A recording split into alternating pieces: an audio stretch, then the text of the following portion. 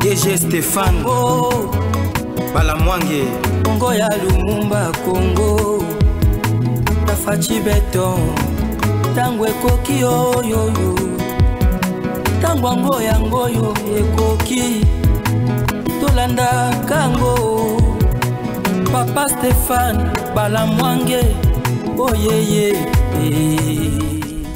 Comment le président de la République peut recevoir les représentants spéciaux, je dirais même l'envoyé spécial de M. Trump pour le compte de l'Afrique, et dans sa délégation, on retrouve les pro-Kagame dans la délégation de M.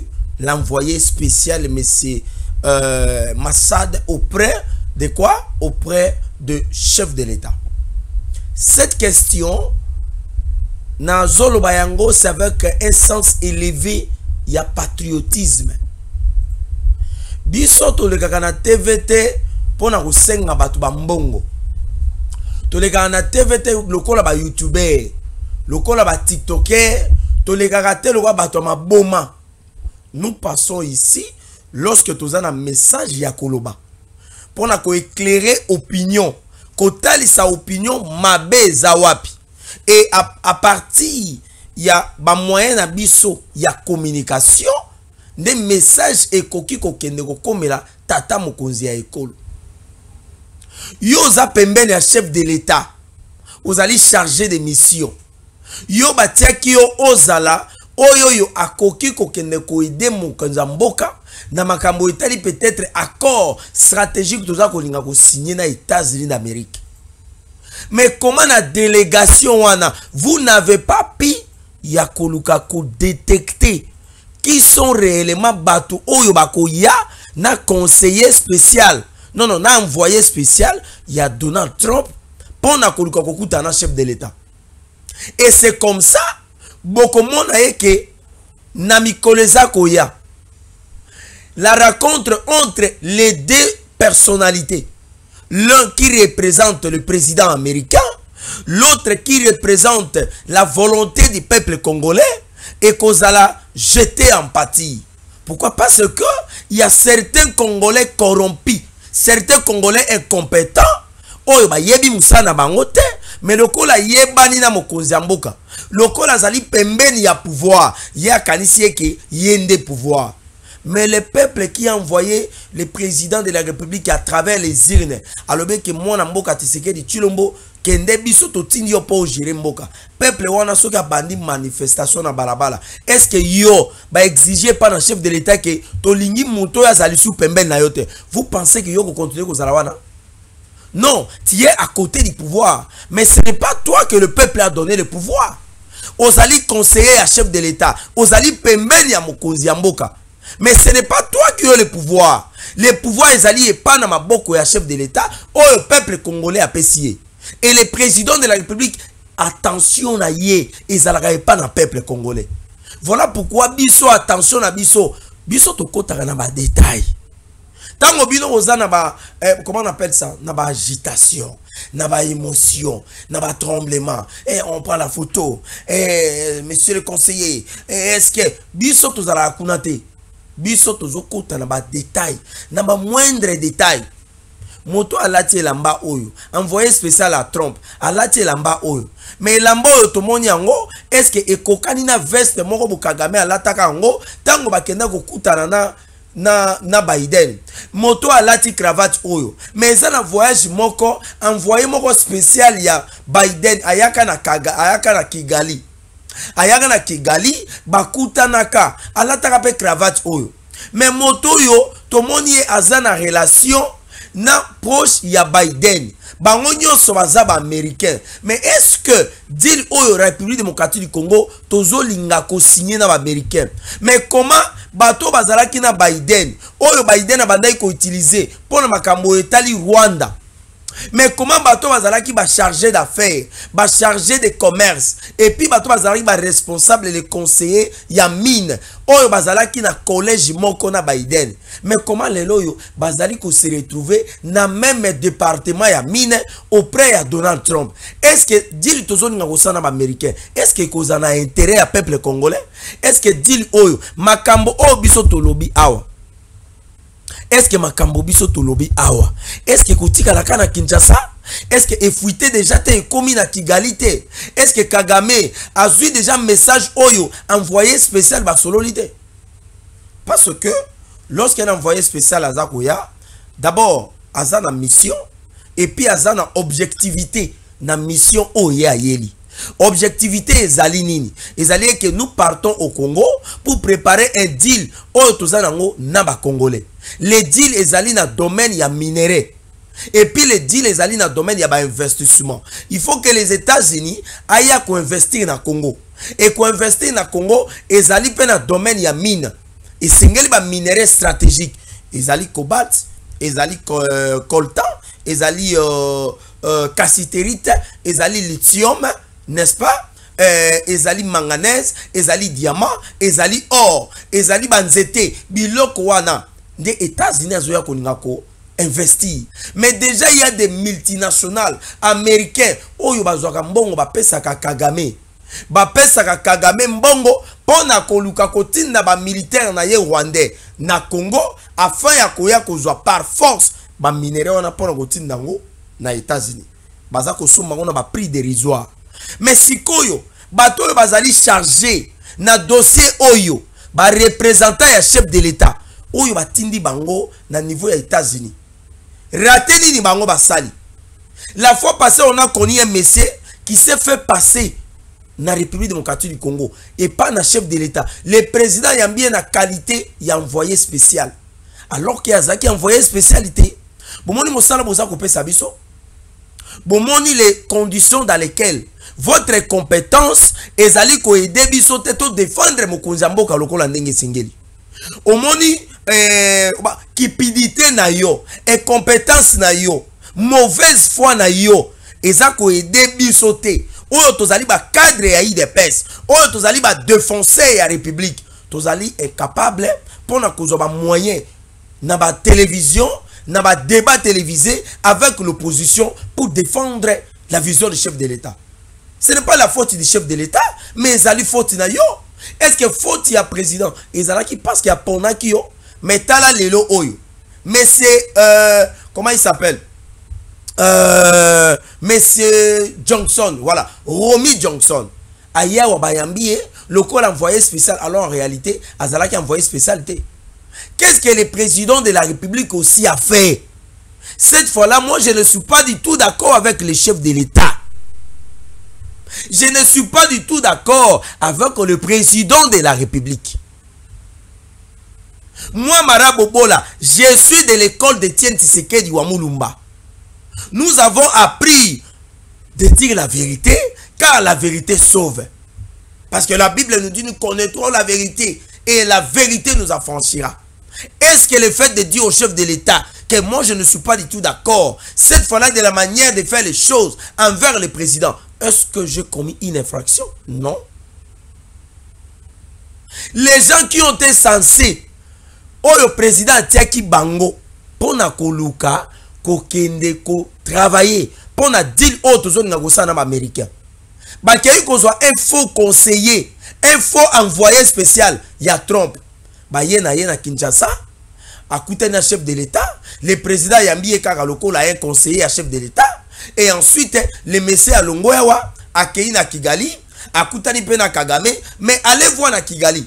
Au comment na que rencontre na yena Kagame, na ya chef de l'État et zandingi mokote. Na Kigali, le président rwandais a yambi envoyé spécial, voilà un faux envoyé spécial, il y a Trump.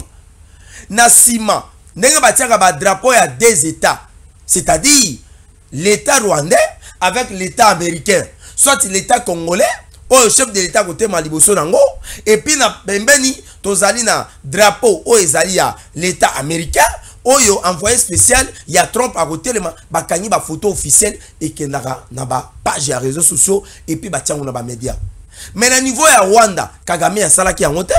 Est-ce que Kagame azali o moto azali ko dévancer biso na action? Oui, on l'appelle c'est un sanguinaire, mais qui sont l'entourage de Kagame?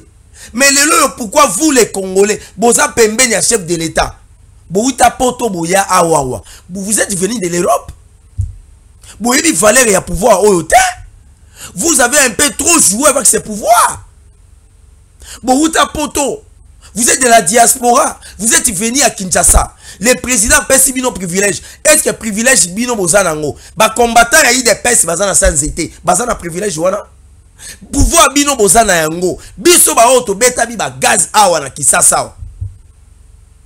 To beta bi ba gaz a na Kisasa wa sous Kabila. Parfois même kola nanda ko mola nanda ko izate. Et surtout biso tozalaki na côté enseignement. Mais monsieur, ba pesi yo opportunité pour na ko travailler malamu. Mais tel est le lengo za ko mema mboka. Le chef de l'État ayambi ya solo oyo aye azali envoyé spécial ya Trump. Azali représentant ya Trump na makambo etali Afrique. C'est-à-dire ndenge aye wana akoya na Kinshasa, bakute na chef de l'État akokende Kolwezi, place ba minéraux ezali. Akende kotala est-ce qu'il y a solo cobalt yango ezali? Est-ce qu'il y a solo lithium ezali na Tanganyika? Est-ce qu'il y a solo or ezali? Après akokena Kigali. Mais message nini oyo ya kopesa na niveau ya M. Kagame? Ba délégation na yewana ba yebisi biso ke il y a des pro-rwandais, les pro-Kagame bazalaki na délégation wana. Ce n'est pas au président de la République ya ko kende ko banda ko travailler ko yeba ke bon voilà délégation envoyé spécial ninga za ko ya ezali na ba misusu bazawana bazali ba pro-Kagame. Il y a deux personnes oyo bazana délégation ya envoyé spécial ya Trump oyo ba yaki ko kuta na chef de l'État. Il y a au moins deux personnes oyo bazali ba pro-Kagame. Bazana kati délégation wana. Mais vous qui avez été chargé pour na koluka ko travailler à fond ya koluka ko mema bango na Kinshasa, est-ce que vous avez tenu compte de ça? À partir ya Washington, il faut aller intégrer, il faut aller infiltrer parce que le pouvoir a tout. Le président pesi mbongo, mboka ebimisi mbongo ba pesi bino bokende ko sala lobbying et lobbying wana tango bato bazako ya vous avez tout le pouvoir.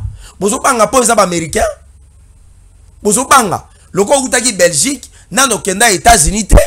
Alors oye Kinshasa, à partir à Kinshasa batindi aux États-Unis, maintenant moyo tele mena bato ezate.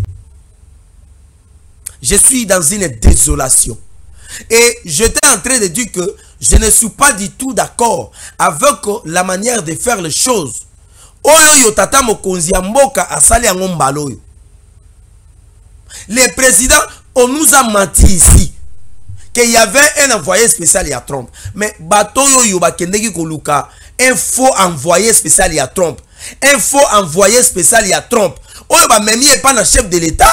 Le président Yambi est na honneur nyonso. Après ce messieurs accueilli Koluba dans les États-Unis que la République démocratique du Congo avec l'actuel régime bazata na contrôle mon côté sur la partie est République démocratique du Congo.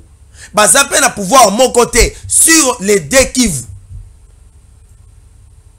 Batouana bazawana. Baza pembeni tata mokonzi ya ekolo. Tata mokonzi ekolo. Est-ce que Moïse a été sanctionné Batouana? Ces gens-là, ils sont partis aux États-Unis avec l'argent des contribuables congolais. Balali kuna, balé ba biftec, balali na bambeto ezaka na ba musu ya mai.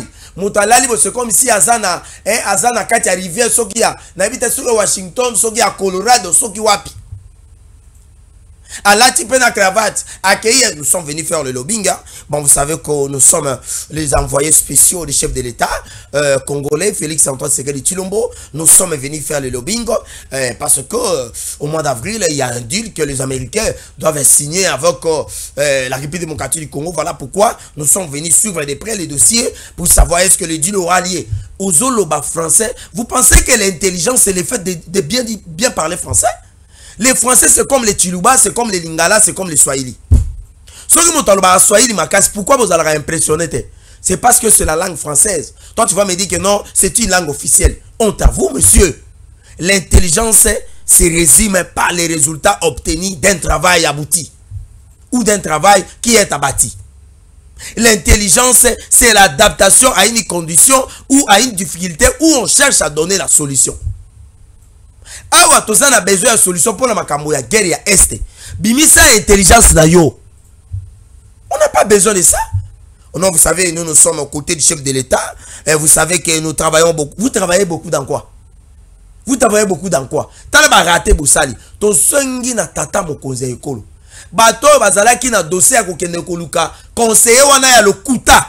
Oyo ba memela ki yo ye tata mokonzi ekolo. Nous savons que vous avez tous les pouvoirs, mais vous n'avez pas toutes les informations. Ça peut fuiter. Mais ces gens-là, bato wana bazali, sanctionner bango. Et ça bato bazako simbisa yo touche. Charles on en a outi kolobango. Que le président est mal entouré. Le président est entouré par des menteurs. Le président est entouré par les checoulés, par les frappeurs. Et si le président est entouré par les frappeurs, comment le Congo va la situation tozanango? En ce moment, tozan a besoin de flatteur. En ce moment, tozan a besoin d'aventurier.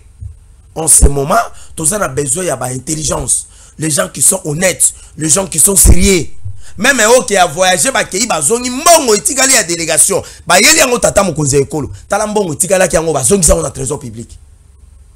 Mais ce qui déjà bozo kokana noté ko situé. Oyo nani azali envoyé spécial ya chef de l'État.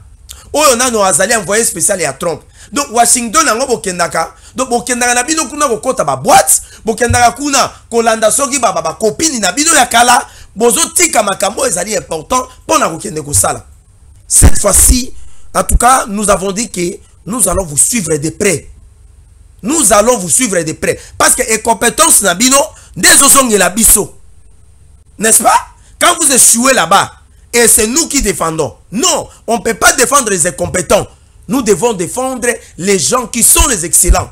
Les gens qui sont les excellents. Et qui excellent dans makambo na bango.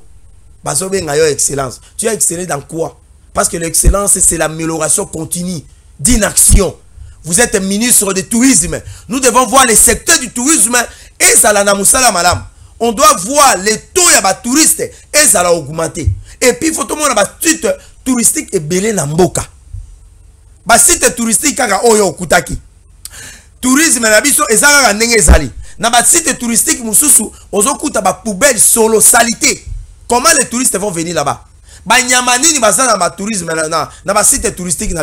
Quels sont les moyens touristiques qui peuvent attirer les touristes du monde entier pour visiter sites touristiques? Ozali conseiller à chef de l'État. Je dirais peut-être diplomatie. Alors que peut-être diplomatie à chef de l'État, les gens critiquent. Mais rôle là Ozali. Le président ne doit pas être entouré par des menteurs. Le président ne doit pas être entouré par des flatteurs. Il y a des mêmes personnes, Baza Pemben, chef de l'État, les matins, à midi et le soir, ils sont avec les ennemis de la République. Quand je parle avec les ennemis, vous connaissez ces gens-là. Il y a eu le président d'Aïchimi qui était ici, et pas Nabissor. Récit, je dirais, dans une discrétion la plus totale, chers compatriotes. Ndaïchimi est encore dans le niveau ya OIA. Mais photo et kende ko bime pas na Kagame. Et c'est Kagame qui prend la photo. Ah, Nzambe na ngana sekanam. Na seki hein. Na seki. Parce que vous jouez trop avec le pouvoir. Vous ba valer loko bozo sakana ngote. C'est parce que les combattants, ba combattants ba bundela ki pouvoir. Ba combattants oyo ba beti bango ba gaz. Ba combattant oyo bakanga bango bakota ba prison. Ba combattant ba brûler bango na niveau ya limité à siège. Ba Rosimu Kendi bakufi. Vous pensez que si Rosimu Kendi azalaki vivant, vous pensez que Rosimu Kendi peut aller adhérer na niveau ya AFC Ananga? Vous pensez que Thérèse Kapangala azalaki vivante? Et c'est Thérèse Kapangala a ko ondima même mabe mususu lolo ba confesseur religieux ba ko sala. Bande ko balandi. Voilà information tozalaki nango. L'envoyé spécial à Trump aye à kokende Kolwezi, après Kolwezi à kokende na niveau ya Kenya. Le Kenya joue aussi un rôle ya mabe na makambo itali guerre ya Est. Il a le très bon discours, les très beaux discours, je dirais bien, mais derrière ces beaux discours, il se cache la complaisance et le soutien de certains groupes armés dans cette partie. Le Rwanda s'est déjà affiché. Il a envoyé ses militaires au Congo. Il s'est dit, ngai babela nganga moyibi, ngai ne naïba kama minerai à Congo, na wanga na petit moyen ezate. En tout cas, cette fois-ci, nandimi atindi ba militaire na ye, tout le monde bango. Les Ougandais, à travers une opération de mutualisation, mais l'Ouganda est aussi discrète. L'Ouganda est aussi discrète. Na makambo Italie, guerre ya Est. Alors, face à Biloko Oyo Nyonso, quelle est l'attitude que le chef de l'État est singeli azwa? Attitude nini Congo to singeli to zwa. La MONUSCO de son côté, qui est inefficace. Je dis bien, la MONUSCO qui est inefficace. Une vaste blague de la MONUSCO. Oh non, voilà, nous sommes là pour une mission d'organisation pour la stabilisation au Congo. Mais comment, depuis combien de temps vous êtes dans cette mission? Pourquoi la stabilisation ne vient pas toujours dans cette partie? Et pourtant, il y a des contributions que le gouvernement congolais paye pour ces casques bleus. La maladie, la santé, l'éducation, la formation, la restauration, la communication, la sécurité, les logements et tout, les primes, les salaires. C'est le gouvernement congolais aussi qui contribue. Mais quand vous avez échoué, alors il faut vous mettre de côté. La SADC avec l'EAC, malgré que l'EAC n'est plus là, complaisante. Complaisante. Dernièrement, tout le monde Willy Ngoma. Naba militaire à SADC. Talanenga bazo yambana baza koseka. Bato bayaki nanda kuna yo, babomela yo nyoka. Mais moto amoni nyoka zoleka. Yo po moni ke moto amoni nyoka zoleka. Asimbi pena nzete akoboma nyoka. Mais atelemi azotala ndenge nyoka zoleka. Dis-moi, intention na yo kozala nini? Oko kanisa yeke moto azana posa, aboko la nyoka o nanda kuna ngapo aboma ngai, ou bien moto azana besoin aboma nyoka. Soko za moto mayele, oko comprendre que na place nano na bandana ko boma nyoka, na bandana na moto nano. Na kubimisa o libanda. Mais c'est bima libanda. O na sai nini bima libanda. Yo moni nyoka zole ko oboma ete akuwangana. Mais conscience na ye ekoyebisa ke za solo. Tala ninga Wilingo mazo yambana na batu ya SADC bazo yambana bazo pesa na bamote bazo ya peko kanga ba photo. Et nous rappelons que depuis le 13 mars, je dis bien depuis le 13 mars, la SADC mandat na ye silaki la mission à samedi RC. Mais to komi, je crois que fin mars ou bien début avril, date en ozoki mangai, la SADC avec les M23 basali bakor pour la réhabilitation de l'aéroport ya Goma. Je ne comprends pas comment la SADC va commencer à représenter la partie congolaise, les M23 qui représentent la partie congolaise. SADC a évité que l'aéroport wana ezali na kati ya RVA na biso. SADC a évité que l'aéroport wana ata pour réhabiliter yango pour avion kita. Il faut que la régie des voies aériennes ou ezali ministère de transport aérien andima yango. La régie des voies aériennes, ou azana katia ministère ya transport aérien, ou azali Transvecom, ou azali ministère ya transport, voie de communication.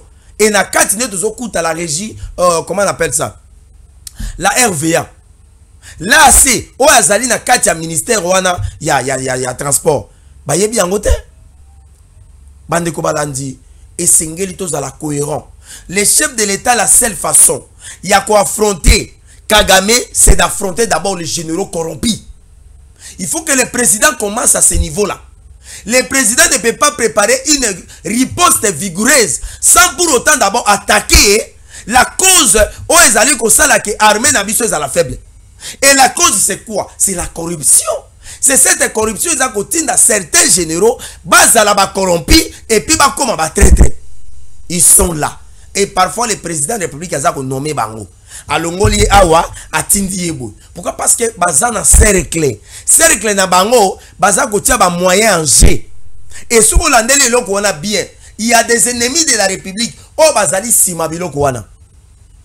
Bazotia mbongo et qui va corrompre soit et qui na cabinet chef de l'état batie ba moyen batie ba jeep batie ma pango. Non voilà tout le monde général onda za important général oyo au moni bitumba o ezalaka ya simba et au moni bitumba o to bundaka to longa na 2003 au moni tango to longa ki ba M23 na 2023 na 2013 et général o azalaki commandement commandant par exemple ya ba troupe na Fize ezalaki ye boti ya ye. Alors que ce monsieur-là, c'était Rwandais, ce monsieur-là a une ramification. Naba Rwandais, na Kagame, mais Tokolong Abitumaneni. Le chef de l'État doit se regarder en face et affronter tous ces généraux. Bah, généraux corrompus. Le président de la République doit commencer d'abord à les affronter. Abandako diminuer ma fonction na bango. Abandako tia bango na ma résidence surveillée. Oui, on ne peut pas attaquer comme ça les généraux. Bagosa la coup d'état. Quel coup d'état? Quel coup d'état? Quel coup d'état? Les présidents doivent commencer en ce moment-là. Nous devons comprendre que o misusu bazolinga ko kota na service wana bakobanga. To kota na service à renseignement militaire, la même chose. Ba responsable bazali na renseignement militaire. Il y a DEMIAP, il y a ANE, il y a CNS. Oh bazali na comment on appelle ça? CNS voilà. Au Conseil national de sécurité, il y a des miap et consorts, Batouana, tous ces responsables là, les présidents et Sengeli appellent ça bango ba responsabilité. Les présidents et Sengeli abanda koyeba qui sont avec moi, qui sont avec nous et qui travaillent avec l'ennemi. Ou aza ko travailler na l'ennemi, papa tia écouter. Boutia y penser. Tous ça le quoi na match à football, tous ça na taille ko perdre té. Il nous reste au moins 6 et 10 minutes, 80e minutes. Ezali batan oyo équipe à conserver soit victoire soit à ebidia que tout bazo mener biso photo égaliser to réduire ba score ezo senga il faut ko kota ba joueur ya makasi ba joueur ba ko porter changement équipe babandi ko mener biso makambo ya guerre ya est babandi ko mener biso tozana nona 5e minute ba marquer biso premier but bazu bunagana toyo to konti na 10e minute ba avancer nanga ye azui kiwanja tozo kende na 30e minute poto que na première prolongation ba ye bazui ba bengaka comment on appelle ça bazui walika le centre tozo avancer tozo zo première minute lingesi la première période lingesi la toyo kiono bazana Minova tokei mi-temps esili tozali ko avancer tozo kende to koma na ba 67e minute toyo kiono ba attaquer Sake to linga to koma ono capitaine ya équipe o azali Shirimwami ono akufi. Ah, mais comment capitaine ekufi ya équipe ya kokufa na terrain? To avancer to koma na 80e minute toyoki ono Goma e uti kokwea. To koma na 85e minute toyoki ono Bukavu ya Nwaneke. Bandeko totikali kaka na 5 minutes et pendant ces 5 minutes tozana ba Lionel Messi bazana bande de touche, tozana ba Lamine Yamal bazana bande de touche, tozana ba Zinedine Zidane, tozana ba Cristiano Ronaldo. Moi je pense que ceux qui ont entraîné, aux aura même un problème, na ba joueur wana. Ah non non non, ba koyebi sa papa. Kota bato. Stade côté les ma ba supporters ba côté les ma. Ndé loko tozana ngona minute oyo. Et c'est le chef de l'État a restructuré l'armée. Et c'est le chef de l'État a affronté ba généraux corrompus. Bato bazo kende kosomba mbongo kosomba minduki. Comment on peut prendre mbongo ya kosomba minduki ya mboka bo pesi yango ba individu na volonté ya chef de l'État? D'abord ayebi no na makambo ba minduki te. Bon, lokola za na confiance à chef de l'État, ba pesi ya kosomba minduki ake akomi kuna. Ake kosomba no minduki na no za ya kala. D'abord, minduki on a 21e siècle, on a 2025 ans, et ça l'importance té ake kosomba ngo. Balobi kende ko négocier ba drone. Ya ke ko somba ba drone oyo même à 10 mètres drone eza ko linga ko matate. Ake ko somba o ba benga ka ba explosif. Ba explosif moko ezo sala kaka 2 mètres esuki wana. 2 mètres explosif esuki wana. Drone soke mati. O ko sauter au simi drone wana okiti nango. Pendant ce temps, les Rwandais azali ko somba ba drone ya ba meilleure qualité. Azoke na ba Turquie, azoke na ba Thaïlande, azoke na ba Luxembourg, azoke na ba France, azoke na ba Chine, azo somba biloko wana. Pendant ce temps, il y a certains généraux bazana kati armée. Oyo au lieu ba pesa effectif normal. Il y a ba soda bazako bunda na este. baloba ke non non effectif eza boye mbongo ebima bakende bafuta bango non non bango bazo falsifier même liste o ezali ya ba militaire. Maintenant dis-moi nani azako zoba nani azako travailler pour na mboka? Non non même pembe na Yesu Yesu ayebaka ke bakoteka ngai eza na mutu moko azawa akoteka ngai mais Yesu amitika kita. Monsieur le président de la République, Yesu ayebaka ke bakoteka ye et puis ayebaka ke akokufa sima mikolo misato akoseka. Mais excellence monsieur le président de la République, Yesu amitika kite po akufa po asekwa azela kiti mokona ye koka. Toyebi yango ke vous êtes là pour un temps okokende mandat ya chef de l'État est éternalité akokende mobwe koli koze lobi yango et le peuple a déterminé ça à travers la constitution. Mais monsieur le président, comment vous allez toujours laisser du temps au matin au chekoulé qui ne travaille pas d'abord pendant mboka et puis pendant régime na yo?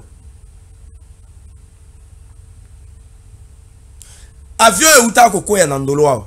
Si ce sont des Congolais bakende ko sombango avion e koya na ndolo. Avion ya ba FRDC et combien ata malukute avion et combien ata comment on appelle ça kengete avion et koya na ndolo babilo kwa bolos que les ennemis bazoyo kango ils seront d'accord avec nous?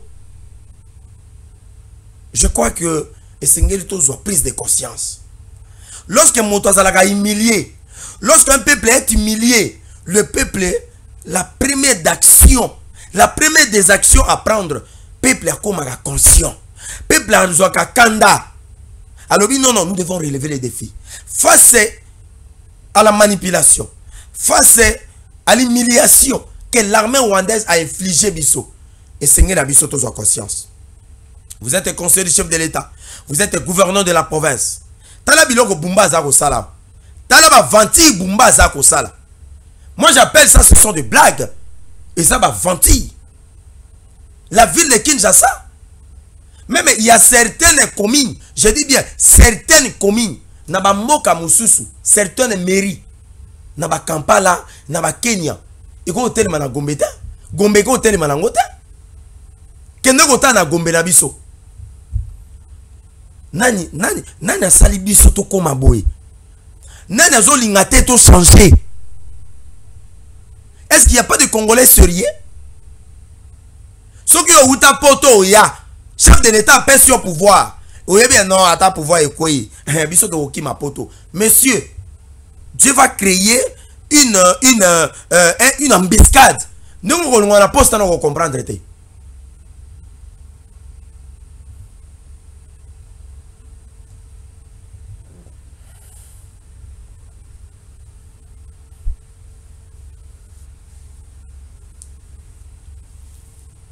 Max, est-ce que tu peux clôturer?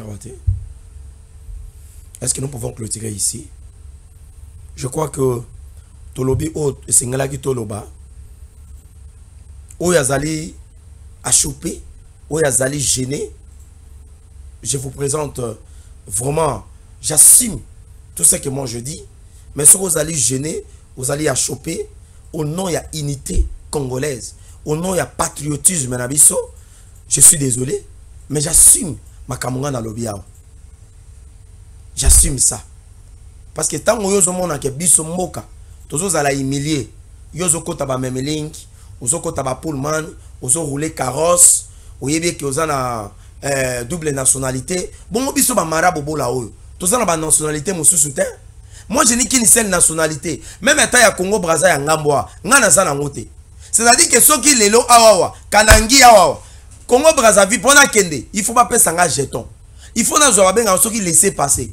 Mais yo ko kende ko koya soki na ambassadeur ya États-Unis, ko koya soki na ambassadeur ya Italie, ko koya soki na ambassadeur ya Espagne, ko koya soki na ambassade pardon, soki ya nini et on va te protéger. Mais ngaite. Donc naza na intérêt te ya ko sala complaisance na yo. Na liya ke pa na yo te, na benga ka ote tindelanga mbongo, je vis de mes moyens.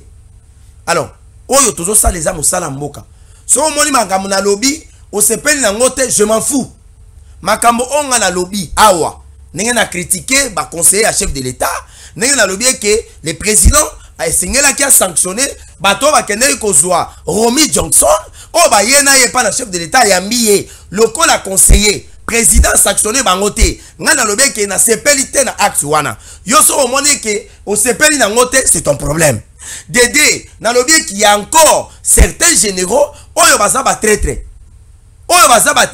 et le président esengeli a affronté bango les généraux corrompus baza na kati armée to ba izali wana le service de renseignement militaire ayebi bango baza wana. Il y a de ces conseillers ba oyo bakende kina na niveau ya kusala ke l'envoyé spécial ya trompe ya mais il y a des pro Kagame à l'intérieur, il y a des pro Kagame et zali les à côté ya rencontre wana c'est-à-dire makambo chef de l'état sola kina ye o ezali en coulisses o babimisa on a caméra te o ngana yo to yo kité makambo déjà Kagame azanango to lobate. Ce pays-ci t'appartient, monsieur. Ce pays-ci t'appartient. Donc, les 2 345 410 km², donc ça t'appartient. À toi, à ta famille, et puis à ta belle famille. Biso, tozane, balekinzela na Congo. Le Congo ne t'appartient pas, monsieur. Le Congo appartient à nous tous. Bato, bakoufi na Goma, ce sont nos frères. Bato, Nanga, Nama M23, Bazako Boma, ce sont nos frères. Alors, nous devons prendre conscience. Ceux qui osent aller inconscients, messieurs, je te dis, vous allez incompétents et honte à vous. Honte à vous. Cette fois-ci, tu vas même abino na ingalangala. Tu vas même abino na ingalangala. Bato ba bunela ki pouvoir oyo. Bako ko banda ko continuer ko souffrir te. Les gens qui se sont bâtis pour que les oyo Tshisekedi azwa bokonzi. Peuple congolais nous a mis trop. On a perdu 18 ans avec Kabila. On a perdu 32 ans avec Mobutu. On a perdu 3 ans avec Mobutu. Et les 10 ans de chef de l'État, vous voulez que non, et les gars parce que toi, tu es conseiller chef de l'État. Parce que toi, tu es proche du pouvoir. Qu'est-ce que tu appelles proche du pouvoir? Nous ne sommes pas proches du pouvoir. Messieurs, Malo, Tozanayo, Nangomba, émission ici. DG Stéphane Balamwange Congo ya Lumumba Congo Bafachi Beton Tangwe koki yo Tangwango yango yo ekoki Tolanda kango Papa Stéphane Balamwange Oh yeah yeah